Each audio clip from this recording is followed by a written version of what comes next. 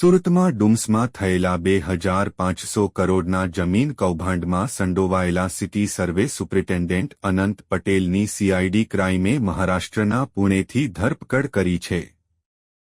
પુણેના ઓશો આશ્રમમાં છુપાયેલા અનંત પટેલને સીઆઈડી ક્રાઇમે ઝડપી લીધો હતો અને સુરત ખાતે લાવીને કોર્ટમાં રજૂ કર્યો હતો. કોર્ટે તેના 3 દિવસના રિમાન્ડ મંજૂર કર્યા છે. આ કૌભાંડમાં 4 મહિના પહેલા ગુનો નોંધાયો હતો.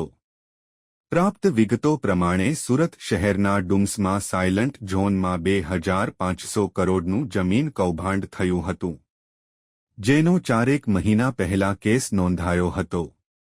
આ કૌભાંડનો મુખ્ય આરોપી સિટી સર્વે સુપ્રિન્ટેન્ડન્ટ અનંત પટેલ નાસ્તો ફરતો હતો.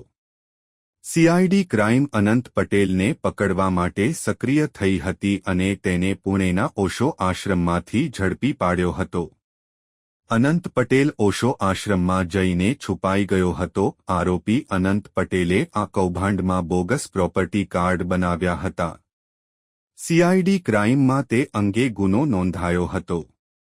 પુણેથી તેને સુરત લાવવામાં આવ્યો હતો અને તેને કોર્ટમાં રજૂ કરાયો હતો. પોલીસે તેના 14 દિવસના રિમાન્ડ માંગતા કોર્ટે આરોપી અનંત પટેલના 3 દિવસના જામીન મંજૂર કર્યા હતા. આ કેસમાં સમૃદ્ધિ કોર્પોરેશનના ભાગીદારો સામે આક્ષેપો થયા હતા. રિપોર્ટર સુનિલ ગાંજાવાલા, સુરત.